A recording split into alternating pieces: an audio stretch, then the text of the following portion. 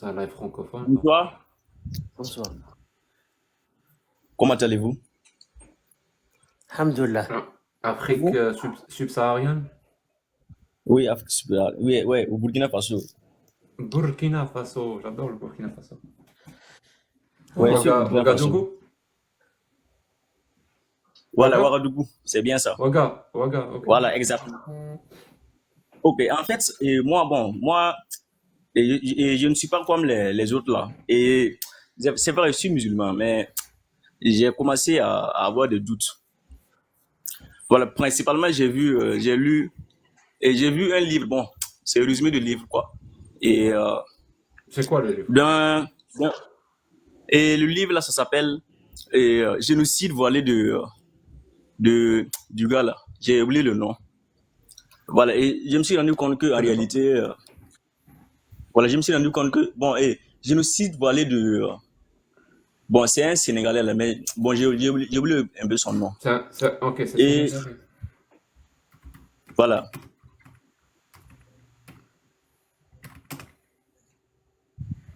Tu peux continuer à parler. voilà, et je me suis rendu compte que, en réalité, l'islam est venu en Afrique et à cause des massacres. Donc, j'ai commencé à avoir des doutes, mais bon, c'est pas ça le problème. Le problème, c'est que j'ai l'impression que je ne suis pas capable de quitter l'islam. Je ne sais pas pourquoi. Pourtant, j'ai des doutes. J'aimerais que vous expliquiez ça, quoi. Bon, je sais pas ce qui se passe. Pardon. On t'entend. Voilà. En fait, je suis toujours dans l'islam, malgré que j'ai des doutes. Bon, j'ai l'impression que, en fait, j'ai en fait l'impression que lorsque je veux, bon, je ne sais pas ce qui se passe, quoi, mais j'ai l'impression que euh, je ne suis pas capable de quitter l'islam. Or, pourtant, je doute. Qu'est-ce que, J'aimerais que vous, qu'est-ce que tu appelles quitter l'islam? et ce que j'appelle quitter l'islam, c'est le fait de ne plus croire en tes croyances, de ne plus quitter. Mais j'ai l'impression qu'au fond de Non, non, moi, non, non, non. On va. hum, Explique-moi. Voilà. Qu'est-ce que tu appelles quitter l'islam? C'est quand tu me dis je ne suis pas capable de quitter l'islam, j'aimerais savoir de quoi tu parles. Peut-être que. Parce que moi j'ai une idée, mais peut-être que toi tu as une autre idée de ce que c'est que quitter l'islam. voilà, Donc tu veux voilà, dire quitter quoi l'islam. par quitter? Voilà, je veux dire par quitter l'islam, genre, et ne plus croire à 100% comme vous, quoi. Je ne suis pas capable. Ne, ne plus croire à 100%. Voilà. Donc si quelqu'un ne croit pas à 100% dans l'islam, Mhm. il a quitté l'islam. Ouais, c'est ce que moi je pense. Ok, écoute bien la question alors, hein. Est-ce Mhm. que, vu que tu m'as parlé de doute, est-ce que Mhm. toi, tu crois à 100% à l'islam? Franchement, non, je ne crois pas à 100%. Donc, d'après ta définition, tu fais partie de ceux qui ont quitté l'islam. C'est ta définition, c'est pas la mienne. Bon, on va dire que, ouais, ça allait être ça. Alors, je joue avec toi. Vas-y, vas-y, continue. Ouais, bon. Mais j'ai l'impression que, à chaque fois que je pense à ça, j'ai l'impression que j'ai du mal. J'ai l'impression que, bon, je ne sais pas comment je vais expliquer ça, quoi. Et j'ai l'impression, en fait, que j'ai du mal à, Tu sais, j'adorerais pouvoir répondre à ce genre de questions. Il se trouve que j'ai jamais été musulman. Donc, je ne sais pas. Voilà, je suis dans l'incapacité de me mettre à ta place, Hafiz. Ça se prononce Hafiz ou Hafid? ouais, c'est exactement ça. Hafiz, ok. Je suis dans l'incapacité de me mettre à ta place. Donc, je ne sais pas si tu veux discuter avec Mihoub. Lui pourrait faire preuve d'empathie parce que peut-être qu'il sait de quoi tu parles. Ou peut-être Amina aussi. Moi, voilà, j'ai plein de On- défauts et ça en est un. Je suis dans l'incapacité de me mettre à la place des personnes qui doutent de l'islam. Je n'y arrive pas. Moi, j'ai et jamais voilà. su. Voilà, en fait, Amina, si tu veux, ou voilà, et bien ce que je peut-être voulais là, c'est allez, un qu'on quart d'heure. on m'explique, voilà, on m'explique ce que, voilà. moi, je peux te répondre sur des questions logiques, sur des questions de rationalité, Oui, sur allez-y. des versets, tu vois, mais ce genre de questions, Mais qu'est-ce je botte en que- touche. Je ne sais pas. oui, qu'est-ce Voilà. qui t'empêche de prendre la décision? J'ai pas compris, moi. En fait, c'est ce que, en fait, Tu peux aider Amina d'ouvrir le mic, Jack? Vas-y, Hafiz. voilà. En fait, j'ai un peu du mal. Bon, et j'ai une part de moi qui me dit que et ça a l'air quand même réel. J'ai une part aussi Je de vais moi descendre et remonter, Jack. Ça serait plus On simple. t'entend, Amina. Tu t'es. Ouais, non, mais j'arrive plus à fermer, donc je vais descendre et je remonte. C'est mieux. Ah, ok, vas-y. Oui, Hafiz. Voilà, j'aimerais que quelqu'un. Oui, je vous écoute. Vas-y. Voilà. Et en fait, j'aimerais que vous m'expliquiez. Bon, et je sais que je suis en phase de doute. Je sais très bien que ma croyance là, ne tient qu'à une seule fil, mais j'ai du mal à casser ce fil. Et quel genre de doute? Je sais pas, quel genre de doute? Est-ce que tu as lu les textes dans le Coran? Pourquoi t'as ces doutes-là? Voilà. Et en fait, j'ai ce doute-là. Voilà, puisque quand je me suis rendu compte que l'islam a été transmis à cause des guerres, là, c'est ça qui m'a fait douter. Parce que à la base, et quand j'étais petit, et on m'expliquait partout que l'islam est venu, et c'est Dieu qui a fait en sorte que tout le monde est devenu musulman comme ça, sans avoir versé du sang et tout. Mais quand je me suis rendu compte qu'en réalité, les gens là, l'islam s'est propagé à cause des guerres, à cause des massacres tués, et aussi l'esclavage qui est permis, et les pédophilies et consorts, j'ai commencé à me dire que tout ça, c'est pas divin. Voilà, mais j'ai quand même du mal à sortir. Je ne sais pas pourquoi. Je ne sais pas ce qui se passe. Et j'aimerais que vous m'expliquiez ça si vous en êtes capable. Bon, bien sûr, je peux pas me mettre à ton place parce que là, de quitter une religion, je pense que c'est quand même, c'est pas, c'est compliqué parce que c'est pas, je pense pas, c'est que juste c'est ton décision parce que peut-être que tu as une famille, que tu as peur de perdre ta famille, tes enfants, tes amis. Justement, c'est ça, mais moi j'aimerais Oui. bien savoir quelles sont ses craintes par rapport au fait de quitter l'islam. Qu'est-ce qui serait le pire qui pourrait t'arriver si tu prenais la décision de quitter l'islam? Bon, en fait, en état un peu logique, je pense que depuis tout petit, vu qu'ils ont mis l'enfer dans ma tête, bon, j'ai l'impression que c'est ça au fait. Voilà, et j'ai l'impression aussi, vous avez dit un point qui m'a quand même ouvert l'esprit, ma famille, parce que presque tout le monde dans ma famille est pris quoi. Je me dis que si je ne fais pas ça, il y aura peut-être quelque chose. Bon, je pense que ça doit être ça. T'as peur de quoi?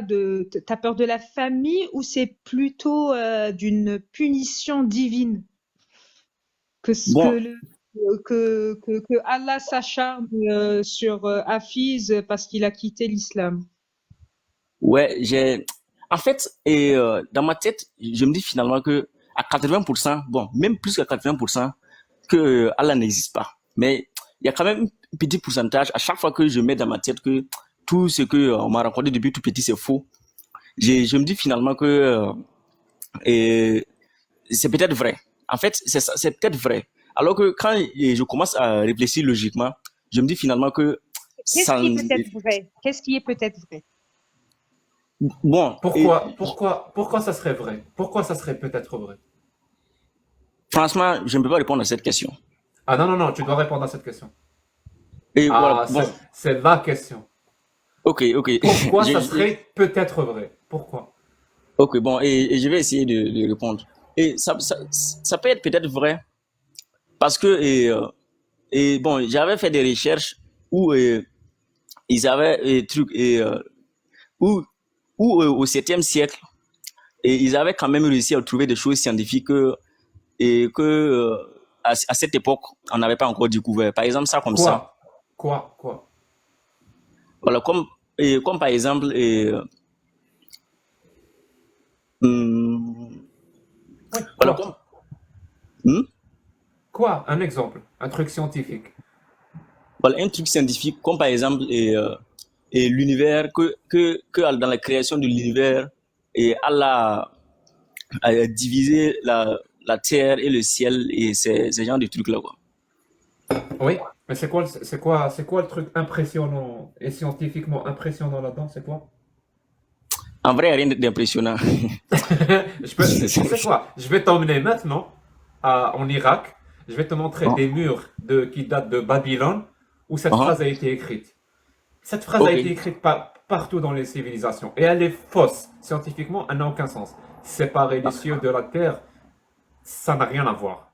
Ce qui s'est passé en vrai. Parce que ce qui s'est passé en vrai, c'est ce qu'on appelle le Big Bang. Et Ouais, ouais. pendant le Big Bang, la Terre est venue 9,5 milliards d'années après le Big Bang, ou 9 milliards d'années.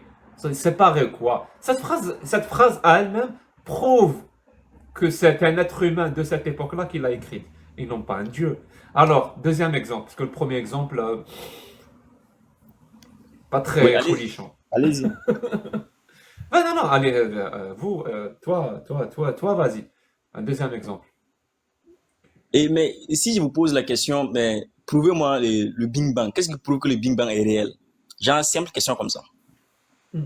Bah, les preuves qui étayent le Big Bang, elles sont dans la théorie du Big Bang. Les preuves, c'est pas ce qui manque, hein. Tu sais, il faut lire les travaux de Georges Lemaître, par exemple. Il faut Georges lire Lemaître. Oui, Georges Lemaître, qui est un prêtre, hein, d'ailleurs. C'est même pas un athée. C'est un prêtre qui a formulé la théorie du Big Bang. Il faut lire aussi quelles sont les preuves que toi-même tu peux vérifier de l'existence du Big Bang. Je sais pas ce que... Tu te rappelles de la télévision analogique ou pas? Avant la télé numérique. Ou les radios. Tu vois le son qu'on écoute quand il y a pas de chaîne captée, il y a Oui, le oui, je vois. chut. Ouais. Le son que tu entends, ou alors ce qu'on voit dans les télé, les trucs blancs et les trucs noirs, c'est le Big Bang. Sans le Big Bang, il n'y aurait pas ça. Ça, c'est Ah bon? l'écho même du Big Bang. Et ça, c'est très très bien expliqué. Et c'est vraiment pas les preuves qui manquent. Je te dirais que les preuves qui soutiennent le Big Bang sont plus importantes que les preuves qui soutiennent que la Terre est sphérique. Juste pour que tu saches à quel point c'est une théorie solide. Ok. Ok, y a pas de souci. Et Après, je vais vu que aller. tu m'as dit c'est peut-être vrai, tu sais que je vais te poser une question qui va te sembler bizarre, hein, mais je vais quand même te la Ok. poser. Ok, allez-y. Quand tu rentres chez toi, Mhm. voilà. Imagine-toi, tu rentres chez toi. Tu rentres, il est 20 heures, le soleil s'est déjà couché. Ok. Est-ce que tu mets une croix et de l'ail sur ta porte à l'extérieur ou pas? Croix et de l'ICU à l'extérieur de ma porte? Mhm. Est-ce que tu le fais chaque Non, soir? non, Pourquoi? Parce que tu sais, je dis bien peut-être, que les vampires existent. non, il n'existe pas. Non, non, mais peut-être ils existent, hein. Et bon, Est-ce que tu veux prendre le risque? Tu veux prendre le risque? J'ai dit peut-être ils existent. Je sais pas. Moi, j'ai pas de preuves, hein, mais peut-être ils existent. J'ai lu des histoires. Donc, pourquoi tu prends ce risque? Ne prends pas ce risque. Mets une croix et mets de l'ail. Parce que les vampires n'aiment pas ça. Ils vont te laisser tranquille. Et tu prends quand même le risque de ne pas mettre de l'ail sur ta porte. Tu sais en pourquoi? fait, Tu sais pourquoi? bah oui. Parce que tu sais que les vampires n'existent pas et que les histoires qui soutiennent que les vampires existent, c'est des histoires farfelues qui n'ont ni queue ni tête. Exactement comme Allah. Et je te défie de me démontrer que la phrase que je viens de prononcer est fausse. Je te défie.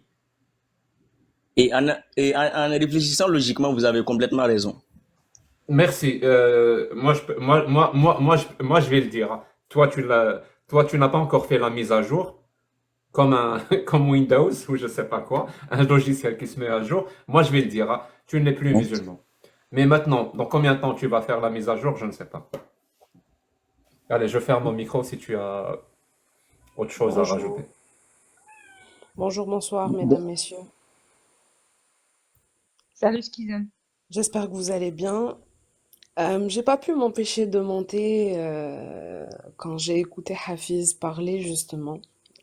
Moi, j'ai une réflexion pour toi plus qu'une réponse pour être honnête, parce que les questions de la foi sont des questions très complexes, très personnelles, très subjectives à certains égards, enfin à beaucoup d'égards pour être honnête. Mais moi, j'aurais une question pour toi. Et enfin, t'es pas obligé de répondre, mais c'est Non, constructive. réponds, je vais Je sais répondre. pas quel âge. Ok, parfait. Je sais pas quel âge as-tu, mais ça fait combien de temps? Tu as vécu combien de temps musulman? Ok, et là, j'ai 20 ans. Très Voilà, bien. j'ai 20 ans. Et j'ai vécu 18 ans musulman. Bon, Très bien. réellement musulman, croyant à 100%, mais depuis il y a 2 ans, j'ai commencé à avoir des doutes. Voilà, tu as commencé à te questionner il y a 2 ans, et là, je reprends tes mots. À 80%, tu as des doutes, et à 20%, tu es encore attaché à ta croyance. Puis, grosso modo, tu as du mal à faire ce sacrifice ultime ou ce pas ultime. C'est ça que je comprends. Ouais, ouais, c'est exactement ça. D'accord. Donc, moi, ma piste de réflexion, ça serait, supposons que Hafiz fasse le pas, les 20% qui restent, il dit, OK, c'est bon, je suis plus croyant, je suis plus musulman. Tu l'assumes, tu l'affirmes envers toi-même. Qu'est-ce qu'il va te rester? Hum, bon, et ce que je sais à 100%, c'est que les gens vont commencer à me regarder de travers. Et surtout les gens de ma famille, les imams vont commencer à se poser les questions, mais pourquoi le petit Hafiz ne vient plus à la mosquée et tout. Bon, on va dire que c'est exactement ça. En vrai, Jacques avait raison. En vrai, je ne suis plus croyant et je me force au fait. C'est exactement ça. Vous avez totalement raison. D'accord. Donc, ça serait quelque part les 20% qui te retiennent, ça serait un petit peu le vernis social, le carcan social qui te rattache à ta Les croyance pressions, finalement. les pressions. Voilà, Ouais, disons-le comme ça, les pressions sociales et la peur de ce que vont penser les autres de toi vis-à-vis de cette même croyance. C'est ça? exa- exactement ça, exactement ça. Peut-être En que fait, tu as un travail à faire de ce côté-là, Hafiz. Tu as l'air jeune, tu as donné ton âge. Donc, il est peut-être important pour toi de faire ce travail d'autodétermination de ta propre pensée, de savoir t'assumer un petit peu, d'assumer peut-être tes idées, de faire le tri dans tes croyances en faisant abstraction de la pensée des autres. Quel que soit l'aboutissement où tu vas arriver, que ça soit un athéisme, un déisme, ou que tu retournes vers ta religion, là n'est pas le fond de la question. Mais si c'est 20% qui te rattachent à une croyance dont tu n'es plus convaincu, ça serait les autres, ça serait autrui, ça serait la pression sociale, ça veut dire que tu as ce petit travail à faire à ce niveau-là et c'est un travail extrêmement important au niveau de ton développement personnel. C'est vraiment la réflexion que je te propose aujourd'hui. oui, c'est exactement ça, exactement, Mhm. exactement. C'est toujours difficile de sortir de la, comment dire, de la zone confort. Moi, je pense que c'est pas à nous de donner des conseils parce que nous, personnellement, moi, je donne jamais des conseils à les gens. Peut-être ce qu'on dit le feedback. Euh, Tu es jeune, tu as déjà fait beaucoup de choses, tu as fait des recherches, tu es intelligent. Il faut juste continuer à chercher et je sais pas, tu as le temps, tu es très jeune là, alors je vois, il n'y a pas de souci pour vous. Il faut juste continuer à chercher et vivre ta vie ou quoi. Ok, ok, il n'y a pas de souci. Je vais Hum, continuer. Voilà. Voilà. Et en réalité, c'est en faisant des recherches que j'ai vu le compte YouTube de Jacques Le Fou. Et puis, j'ai commencé à regarder. Je me suis rendu compte qu'il fait des lives le vendredi, samedi, GMT plus un. Voilà, c'est ça que je suis venu et que j'ai commencé à l'écouter et tout. Bon, en fait, en réalité, j'aimerais que vous me donnez des conseils, quoi. Si, par exemple, et je sais que actuellement, vous, par exemple, vous avez plus d'expérience que moi. Vous avez quitté l'islam depuis longtemps. Vous savez ce qui se passe. Voilà. Et je sais que ça a été difficile de quitter une chose que vous avez quitté et que vous avez vécu là-bas depuis votre jeunesse et tout. Dans l'islam, vous avez quitté. Je sais que c'est difficile. Voilà, Oui, j'aimerais. parce que c'est difficile, Hafiz. Moi j'ai des amis qui ont commencé le doute là, ça fait 30 ans, et ils n'ont pas pris la décision, hein, parce que c'est difficile. Il faut juste prendre le temps et vivre ta vie, quoi. Faut pas, je sais pas, c'est pas, je pense pas qu'il y ait une personne qui peut te donner des conseils. C'est toi qui va trouver la, je sais pas, le sortir ou le temps. pour faire cette décision, quoi. En fait, il Ouais. n'y a pas de prototype, il n'y a pas d'exemple à suivre, il n'y a pas de mode d'emploi. Tu sais, c'est tellement personnel. Ça peut être différent en fait, c'est différent. Ça change d'une personne à l'autre et en fait, fais ce qui te rend heureux. Merci, Hafiz. Félicitante. Ok, merci beaucoup. Merci. Merci, merci, Exactement. Habib. Ouais, Je vais merci te beaucoup. laisser là-dessus. Mihoub t'a donné le plus beau conseil qui est de ne pas écouter les conseils des gens. Parce que comme a dit Mina, c'est quelque chose de très personnel. C'est une quête individuelle, chacun son cheminement. On ne doit pas se comparer à quelqu'un qui est à son chapitre numéro 20 dans sa quête spirituelle, individuelle ou dans sa quête de la connaissance. Donc chacun son cheminement et essaye de te créer ton propre chemin, ta propre réflexion, ta propre éthique. Donc il y a beaucoup de cumul de connaissances dans le monde. Essaye de diversifier tes sources et surtout essaye de t'affranchir de la pensée de l'autre à ton égard. Ça c'est très important pour pouvoir avoir ta propre autonomie.